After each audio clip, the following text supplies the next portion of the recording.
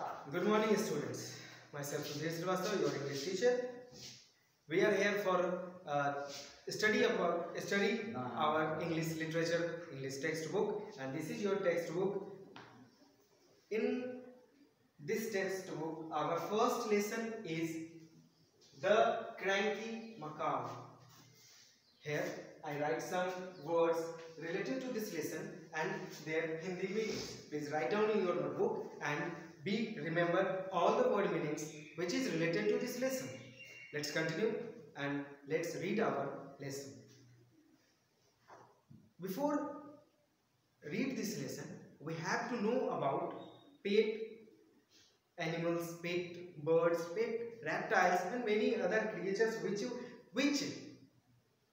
will be doing very good friendship with human beings. हम लोग बहुत अच्छे से जानते हैं कि दुनिया में बहुत सारे ऐसे जानवर हैं जिनको हम आसानी से पालतू बना सकते हैं. बहुत सारे जीव जंतुओं को पालतू बनाया जाता है अपने यूज़ के लिए. बहुत को लोग शौक और खुशी के लिए पालतू बनाते हैं. पक्षियों को, चिड़ियों को, जानवरों को किया जाता है. अगर उनमें सबसे पहले देखा जाए तो सबसे बड़ा और सबसे महत्वपूर्ण नाम होता है एक डॉग, एक कुत्ता, जो इंसान का सबसे बड़ा हितैषी और सबसे वफादार पालतू जानवरों में माना जाता है. ठीक है, इसके बाद हम लोग इस लेसन को अब शुरू करते हैं. ये लेसन तो बेसिक है एक ऐसे सेलर के ऊपर, एक ऐसे नाविक के ऊपर जिसकी एज बहुत कम रहती है. 16 साल के एज से ही वो अपना पूरा का पूरा जीवन नाविक के रूप में शुरू करता है. वो लगभग हर समुद्र में अपनी यात्राएं करता है. बहुत सारे देश वो घूमता है और लास्ट में जाकर जब उसका एज इस लायक नहीं रहता कि वो अब बहुत नाविक का काम करे, इट मीन्स कि जब उसका एज लगभग 66 साल होता है, उस समय वो एक गुएना नाम के एक द्वीप पर, जो मैंने जहाँ अभी लिखा है गुएना, कैरिबियन सागर का एक द्वीप, उस द्वीप पर जाकर वे लोग, वो जो नाविक है, वो जो सेलर है, वो वहां पर जाकर रहने लगता है. उस सेलर का नाम होता है जॉनी जॉय. वो बहुत पसंद करता था नाव की यात्रा करना, समुद्र की यात्रा करना, उसे बहुत प्यारा लगता था. वो हमेशा से यही सोचता था कि वो ज़्यादा से ज़्यादा समुद्री यात्राएं करे. उसमें उसका इकलौता साथी था, उसका एक ही साथी था जो हमेशा उसके साथ रहा करता था, और वो था उसका एक पालतू पक्षी, एक चिड़िया, एक तोता, जो उत्तरी अमेरिका में पाया जाता है. एक सुनहरे गोल्डन लाल रंग का, बहुत चमकीले लाल रंग का एक तोता होता है जिसको मकाऊ कहा जाता है. उसका पूरे शरीर के ऊपर का पंख का हिस्सा चमकीले लाल रंग का होता है और उसके नीचे का हिस्सा ब्लू कलर का होता है, और बाकी जो हिस्से होते हैं उसके वो बहुत चमकीले होते हैं.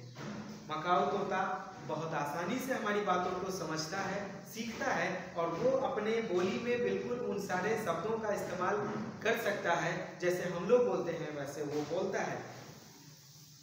वो तोता थोड़ा टेम्पर्ड था, उसे गुस्सा बहुत जल्दी आता था. आप लोगों को भी गुस्सा आता है कभी कभी. हम लोग सोचते हैं कि हम लोगों को भी गुस्सा आता है. जब हम लोगों को गुस्सा आता है तो हम लोग क्या करते हैं, चिल्लाते हैं. ये इंसान, हम सब लोग गुस्सा में आने पर चिल्लाते हैं, सामने वाले के ऊपर में बहुत ज़ोरों से चिल्लाते हैं, उसके लिए उसको पिटाई भी करते हैं कभी कभी. लेकिन जब उस तोते को भी गुस्सा आता था तब जब कोई उसकी बातों को नहीं सुनता था, जब कोई उसकी बातों को नहीं समझता था, तो हमेशा उसको गुस्सा आ जाता था. और वो जब गुस्से में होता था तो बहुत जोर से चिल्लाता था. इतने जोर से चिल्लाता था कि अगर आप उसकी आवाज़ों को सुनते तो आपको बहुत बुरा फील होता. उसका एक और आदत था कि वो जॉनी के साथ बैठकर पुरानी फिल्मों को भी देखा करता था. जॉनी पुरानी फिल्मों का बहुत शौकीन था. वो इन फिल्मों को देखा करता था. इन फिल्मों को देखने के बाद वो उसके गानों को गुनगुनाता था, और मकाऊ तोता जो था वो भी उसके उन फिल्मों के गानों को सुनता, उसको महसूस करता था, और उसको याद करके वो विसल के रूप में, सीटी के रूप में वो उसे गुनगुनाता था. यहाँ तक कि वो उस मूवी के, जो भी मूवी वो देखता मकाऊ जॉनी के साथ, उस मूवी के कुछ डायलॉग्स उसको याद हो जाते और वो डायलॉग्स को बार बार वो रिपीट करता रहता था. उसका एक और पसंदीदा काम था, उसका एक पसंदीदा काम ये भी था कि वो सिटी बहुत अच्छा, विसिल बहुत अच्छा बजाता था। और ये विसिल तब वो बजाता था जब वो किसी लड़की या किसी औरत को देखता था, और वो इतनी ज़ोर से विसिल बजाता था और इतने टाइम तक विसिल बजाता था जब तक कि वो खुद ऐसा अपने आप को बिल्कुल थका हुआ महसूस नहीं करता था, तब तक वो विसिल कंटिन्यू बजाते रहता था। जब कोई लोग उसके पास जाते या जॉनी जब उसके पास होता था तो उसके लिए खाने के लिए कुछ दे दिया करता था, जैसे सूरजमुखी, सनफ्लावर के बीज वगैरह वगैरह बहुत सारी चीज़ें उसको खाने को दी जाती थी। Johnny's Jay's older sister Missy May was not fond of the macaw. Johnny की एक बड़ी बहन थी जो उस मकाऊ तोते को बिल्कुल पसंद नहीं करती थी। She would visit them when Johnny, Jay and Crazy Coat were staying in their home on the island of Guyana. वे कई बार जॉनी, जे और क्रेजी कोट, क्रेजी वो मकाऊ जो था उससे मिलने गुएना के उस आइसलैंड पर कई बार गई थी, उसको उन्होंने देखा था। Whenever Miss May was around crazy coat he could screech at her.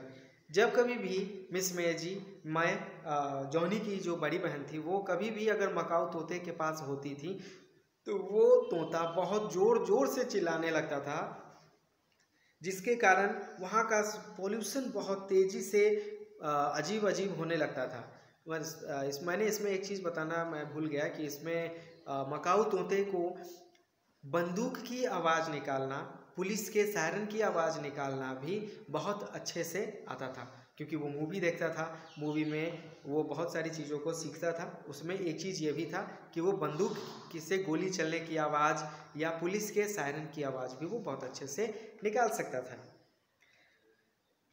जब मिस मैं उसके पास आती तो वो उनके सामने में बंदूक की आवाज़ निकालता, बहुत ज़ोरों से चिल्लाता, इतना ज़ोरों से चिल्लाता कि मिस मैं ये कल्पना भी नहीं कर सकती थी कि एक पक्षी इतने ज़ोर ज़ोर से चिल्ला सकता है। उसकी आवाज़ को सुनकर मिस मैं बिल्कुल भी खुश नहीं हुआ करती थी। एक दोपहर मिस मई जब जॉनी जे के पास आई उसे देखने के लिए, जब उससे मिलने आई, when she did not find her brother in the house, जब उन्होंने अपने भाई को अपने उस घर में नहीं पाया, तब उन्होंने ये निर्णय लिया, sleep in the parlour for some time, वो बगल के एक छोटे से दुकान में थोड़े देर के लिए वो आराम करने का उन्होंने सोचा, क्योंकि वो चाहती थी कि वो उस तोते को इग्नोर करें, उसे बहुत ज़्यादा देखें नहीं, उस पर ध्यान ना दें, उसे अनदेखा करें। Then a thief climbed in from the window of the parlor. लेकिन जब वो आराम कर रही थी तभी उनकी नींद आ गई और वो मकाऊ तोता वहीं एक किताब के रैक पे बैठा था, और जब वो मिस मई नींद से सोने लगी तभी उनके दुकान में, बगल के जिस दुकान में वो लेटी हुई थी, उस दुकान में एक चोर खिड़की के रास्ते अंदर आया और वो अपने बैग में बहुत जल्दी से जल्दी सारे सामानों को अंदर बैग में अपने रखने लग रहा था। ये इसलिए कर रहा था क्योंकि वो ये चाहता था कि मिस मई के जागने से पहले वो सारी चीज़ों को अपने पास अपने बैग में जमा कर ले। Dear students, the next part of this lesson will be send you as soon as possible. That's all for today. Thank you, students.